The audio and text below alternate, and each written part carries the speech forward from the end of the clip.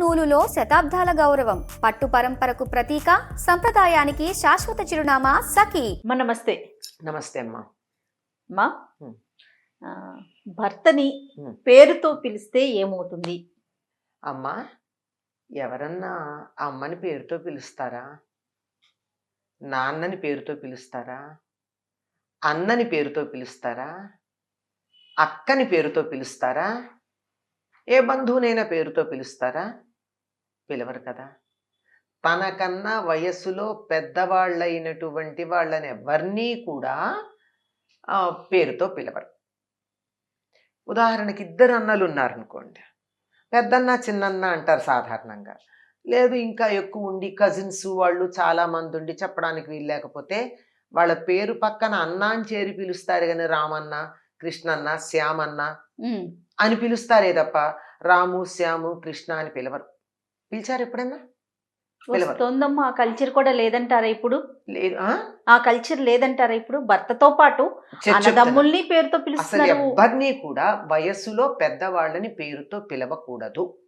పిలిస్తే ఏమిటని కదా ఇప్పుడు మీరు అడిగింది. ఆయుక్షీణం. ఎవరికి? పిలిచిన వాళ్ళకి. మన ఆయురు మనం తక్కువ చేసుకుంటామా? చేసుకోం కదా. మనం ప్రత్యేకంగా నేను ఎక్కువ కాలం బతకాలి అని చెప్పి బోల్డ్ మందులు వేసుకుని ఆరోగ్యం, తపస్సు ఇవన్నీ చేసి అవన్నీ చేసుకుంటారు ఆయుర్దాయం కోసం చాలా మంది. అవన్నీ అక్కడ మనం చేసే చిన్న చిన్న పనుల వల్ల మన ఆయువుని తగ్గించుకునే పని ఎందుకు చేసుకోవాలి? కరెక్ట్ అమ్మా. చేసుకోకూడదు కదా.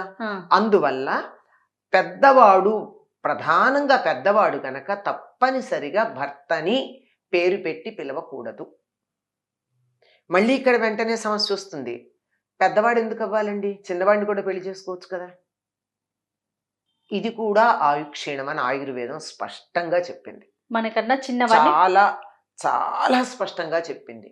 ఎప్పుడు కూడా భర్త ఆయుర్దాయంలో, భర్త వయస్సులో పెద్దవాడై ఉండాలి, అమ్మాయి వయస్సులో చిన్నదై ఉండాలి. ఇది సంప్రదాయము, దేవుడు, సనాతన ధర్మం, మతం కాదమ్మా. ఆరోగ్యం. ఎలా అమ్మా? వైద్యం, వైద్య శాస్త్ర రీత్యా ఇది సరైనటువంటి పద్ధతి. ఎందుకు అంటే ఆడపిల్లల్లో మెచ్యూరిటీ త్వరగా వస్తుంది. మీరు చిన్న పిల్లలు కూడా ఇంట్లో ఒక కొడుకు ఒక కూతురు ఉన్న వాళ్ళని అడిగి చూడండి. కొడుకు కన్నా కూతురికి మాటలు త్వరగా వస్తాయి, నడక త్వరగా వస్తుంది, పెద్దరికం త్వరగా వస్తుంది. అవును. అమ్మాయి ఏడాది తేడాలో కొడుకు కూతురు ఉన్నాడు అనుకోండి, అబ్బాయి పెద్దవాడు 3 ఏళ్లవాడు, అమ్మాయి 2 ఏళ్లది. ఈ 2 ఏళ్లది పెద్ద 3 ఏళ్ల అన్నగారిని కంట్రోల్లో పెడుతుంది సహజంగా. ఎందుకంటే దానికి చాలా త్వరగా మెచ్యూరిటీ వస్తుంది. ఇది ఫిజికల్గా వచ్చేటటువంటి మెచ్యూరిటీతో పాటుగా మెంటల్ మెచ్యూరిటీ కూడా ఆడపిల్లలకి త్వరగా ఉంటుంది. ఏమిటమ్మా దీనికి కారణం? ఇదేమన్నా ఓ ఫెమినిస్ట్లు ఏమన్నా తీసుకొచ్చారా, లేదా ఇంకెవరన్నా చేశారా? లేదు, ప్రకృతిలో సహజంగా ఉంది. ప్రకృతి ఎలా ఉంది అంటే స్త్రీ శరీరంలో, పురుష శరీరంలో కూడా హార్మోన్ల రూపంలో దాని పని చేసుకుంటోంది. వినాళ గ్రంథులు అంటారు. ఆ హార్మోన్లు ఎప్పుడైతే అధికంగా స్రవిస్తూ ఉంటాయో వాటి యొక్క ప్రకోపం వల్ల ఆడపిల్లల్లో ఆడతనం, మగపిల్లల్లో మగతనం వస్తుంది. అదే 10 ఏళ్ళు 11 ఏళ్ళు వచ్చే లోపల, మళ్ళీ సరిగ్గా నేను డేట్ చెప్పలేను ఎందుకంటే శరీర నిర్మాణం అనేక కారణాలుగా 8 నుంచి 12 దాకా 13 దాకా మారుతూ ఉంటుంది. ఆ గొంతు ఆడపిల్లది మగపిల్లలది తేడా తెలియదు. 13-14 ఏళ్ళు ఆ మగపిల్లాడు గొంతు అసలు ఎంత అసహ్యంగా అనిపిస్తుందో చెప్పలేం. అటు చిన్నపిల్లల గొంతు కాదు, అటు మగపిల్లల గొంతు కాదు, అలా ఉంటుంది. ఆడపిల్లలు కూడా చూడు 8-10 ఏళ్ల మధ్యలో ఏం అందంగా కనపడరు. వాళ్ళకి ఏ బట్టలు సరిపోవు, ఏ రకమైన డ్రెస్ కొనాలన్నా ఫిట్ అవుతూ ఉండదు, చాలా అగ్లీగా ఉంటారు ఆ టైంలో. అది దాటి ఒక ఏడాది జరిగిందనుకోండి, ఒక అద్భుతమైనటువంటి సౌందర్య రాశి అమ్మాయిలు తయారవుతుంది. అంటే రూపురేఖలు బాగున్నా లేకపోయినా అందంగా కనపడతారు ఆ టైంలో. వాటితో సంబంధం ఏం లేదు, ఆ వయస్సుకున్న అందం అది.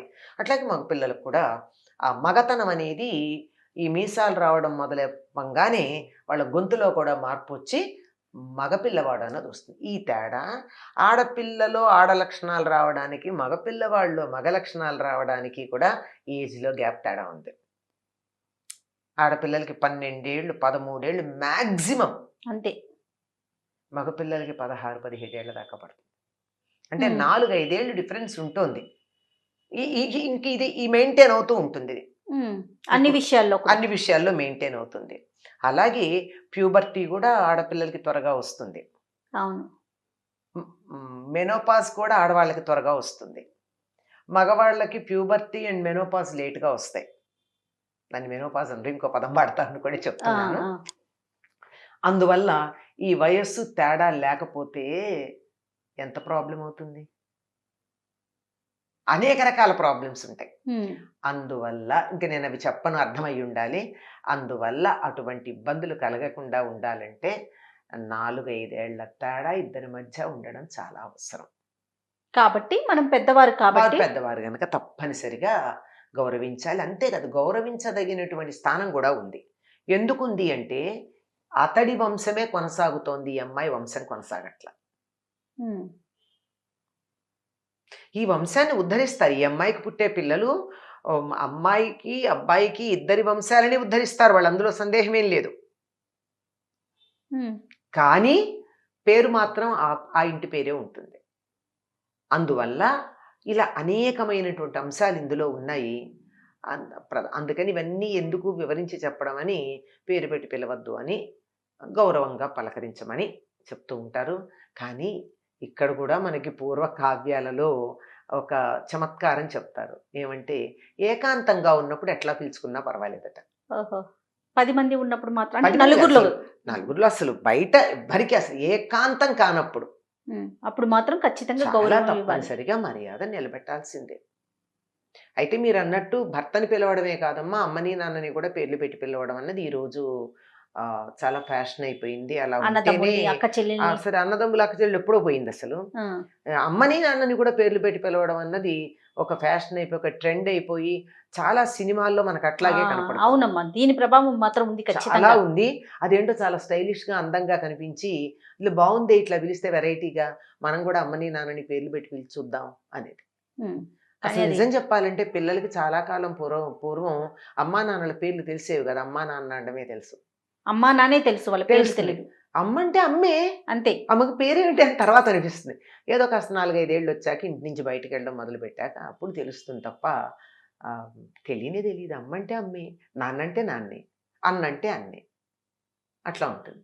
సో పిల్లలకి మరి మనం చిన్నప్పటి నుంచే నేర్పించాలి కదమ్మా. నేర్పించాలమ్మా, తప్పనిసరిగా పెద్దవాళ్ళని గౌరవించడం నేర్పించాలి.